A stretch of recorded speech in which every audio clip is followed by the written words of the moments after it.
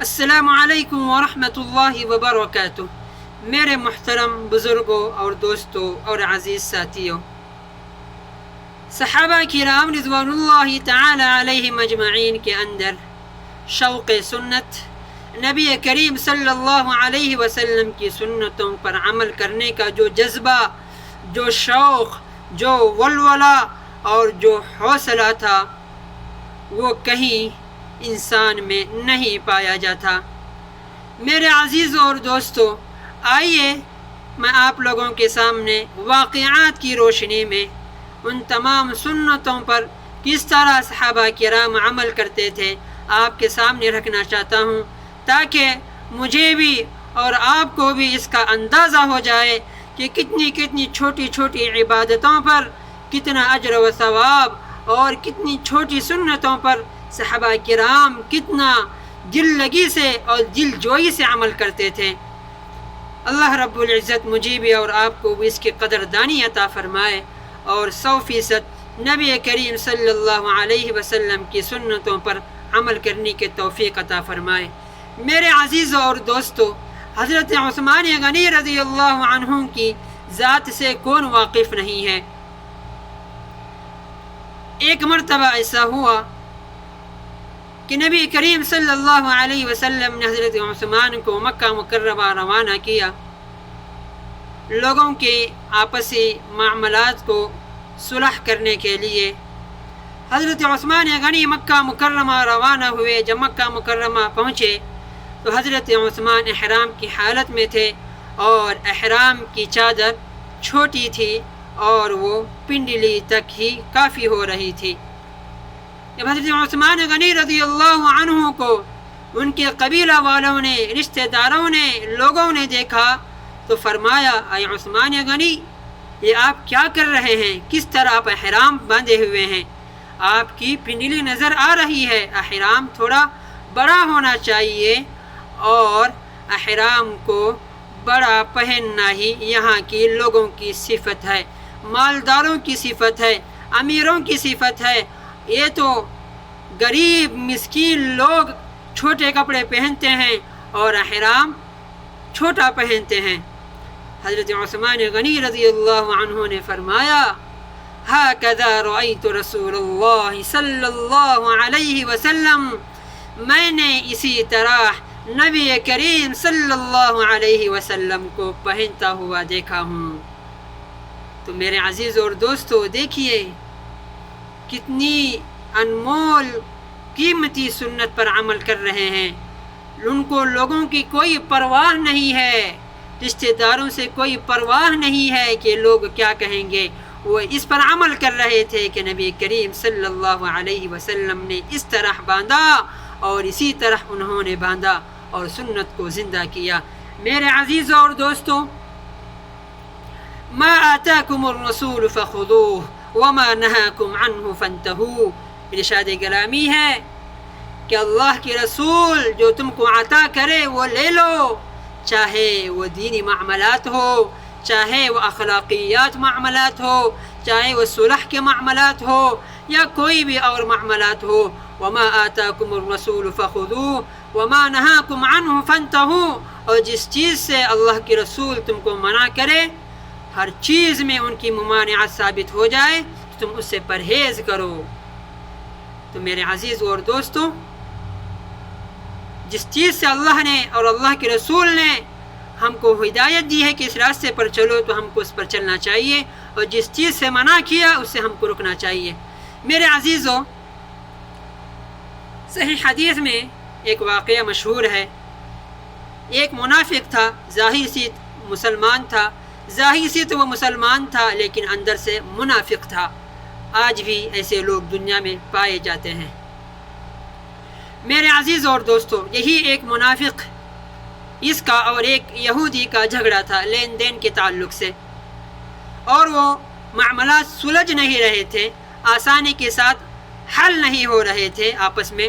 تو ان دونوں نے مشورہ کیا کہ ہم آقا مدنی صلی اللہ علیہ وسلم کے پاس چلتے ہیں اور تمام معاملات رکھتے ہیں، آقا نے جو فیصلہ فرما دیں گے ہم اس پر راضی ہو جائیں گے۔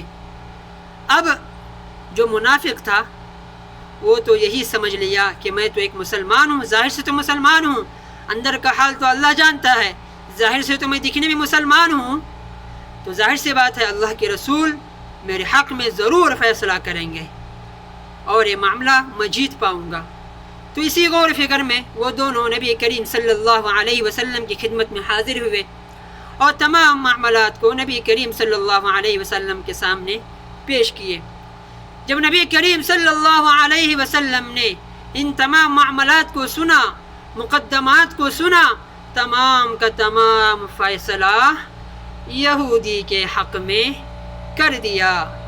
کیوں؟ اس لیے کہ اسی کا حق تھا اور حق ہی کے ذریعے سے فیصلہ ہونا چاہیے، اور جس کا حق ہے اس پر ہی فیصلہ نافذ ہونا چاہیے۔ لیکن آج کل یہاں پر تو پیسوں کی بات چلتی ہے، جہاں پیسہ اس کا کام بن گیا، اور جہاں پیسہ نہیں چاہے وہ انسان حق پر ہی کیوں نہ ہو، لیکن یہی تو کہتے ہیں نا پیسہ بولتا ہے۔ یہی حال آج ہمارے یہاں پر چل رہا ہے، خاص کر ہمارے علاقے میں، خاص کر ہمارے خاندان ہی میں کچھ نہ کہوں۔ خیر میرے عزیز اور دوستو، وہاں پر اخلاقیات، معاملات، اخلاق کو نہیں دیکھا جا رہا ہے، بس پیسوں کو دیکھا جا رہا ہے۔ یہی حال ہمارے علاقے میں خاص کر ہو رہا ہے۔ اللہ رب العزت ہم تمام کو اس سے اپنی حفظ و امان میں رکھے۔ تو خیر میرے عزیز اور دوستو، نبی کریم صلی اللہ علیہ وسلم نے تو میرے عزیز اور دوستو جب یہ فیصلہ ہو گیا تو وہ مسلمان منافق کہنے لگا کہ اب تو نبی کریم نے بھی میرے خلاف فیصلہ کر دیے۔ اس نے پھر یہ سوچا کہ حضرت عمر فاروق رضی اللہ عنہ کے دربار میں جاتے ہیں، وہ منافق کا تو بالکل نام لینا بھی پسند نہیں کرتے، وہ اتنے کٹھر اسلام کے مایا نماز ہستی ہیں، تو وہاں پر چلتے ہیں۔ تو یہودی کہنے لگا کہ کوئی بات نہیں، چلتے ہیں۔ جب وہاں پر گئے تو انہوں نے معاملہ پیش کیا، تمام مقدمات حضرت عمر فاروق رضی اللہ عنہ کے سامنے پیش کیے۔ حضرت عمر فاروق رضی اللہ عنہ نے تمام معاملات کو سنا اور فرمانے لگے میرے آقا نے یہی فیصلہ فرمایا تھا، تو کیوں راضی نہیں ہوا؟ حضرت عمر فاروق رضی اللہ عنہ اپنے گھر کے اندر تشریف لے گئے اور فاروق کی تلوار لے کر آئے اور اس منافق کا سر قلم کر دیے اور فرمانے لگے جو میرے آقا کے حکم پر راضی نہ ہو میں اس کا فیصلہ اسی طرح کرتا ہوں۔ ہے میرے عزیزو، تو پھر تمام لوگ حیرت زدہ ہو گئے اس کے جب نبی کریم صلی اللہ علیہ وسلم کو اس بات کی خبر پہنچی کہ نبی حضرت عمر فاروق نے اس کا گلا کاٹ دیا۔ فیصلہ سنتے ہی تمام کام صبر انجام دیا۔ تو اس کے رشتہ داروں نے نبی کریم صلی اللہ علیہ وسلم سے شکایت کی کہ اے آقا، حضرت فاروق رضی اللہ عنہ نے اس کا سر قلم کر دیے، چاہیے تو یہ تھا کہ اس کو سزا دیتے یا پھر اس کو جرمانہ عائد کر دیتے، لیکن آخرکار اس کا سر قلم کیوں کیے؟ نبی کریم صلی اللہ علیہ وسلم نے حضرت عمر فاروق رضی اللہ عنہ کو بلایا۔ حضرت عمر فاروق رضی اللہ عنہ نبی کریم صلی اللہ علیہ وسلم کی خدمت اقدس میں پہنچے اور فیصلہ ہونے ہی والا تھا کہ اللہ کا فیصلہ نازل ہو گیا۔ اللہ تبارک و تعالیٰ کی جانب سے جبرائیل علیہ السلام تشریف لائے اور یہ آیت نازل ہوئی فَلَا وَرَبِّكَ لَا يُؤْمِنُونَ حَتَّى يُحَكِّمُوكَ فِي مَا شَجَرَ بَيْنَهُمْ۔ جبرائیل علیہ السلام حاضر ہوئے اور فرمانے لگے اللہ رب العزت کا خطاب آیا، اللہ نے فرمایا اے میرے محبوب، عمر نے جو فیصلہ زمین پر کیا ہے میں نے اس کو عرش پر منظور کر لیا ہے۔ پھر فرمایا فَلَا وَرَبِّكَ لَا يُؤْمِنُونَ حَتَّى يُحَكِّمُوكَ فِي مَا شَجَرَ بَيْنَهُمْ۔ ہرگز تیرے رب کی قسم مسلمان وہ ہو ہی نہیں سکتا جو نبی کریم صلی اللہ علیہ وسلم کے بتائے ہوئے طریقے پر عمل نہ کرے، ان کے فیصلے پر راضی نہ ہو جائے۔ تو میرے عزیزوں اور دوستو، کتنی اہم اس واقعات سے ہم کو ایک سبق ملتا ہے کہ ہم فیصلہ کس کے حق میں کرنا چاہیے اور سنت کے مطابق کس طرح زندگی گزارنا چاہیے۔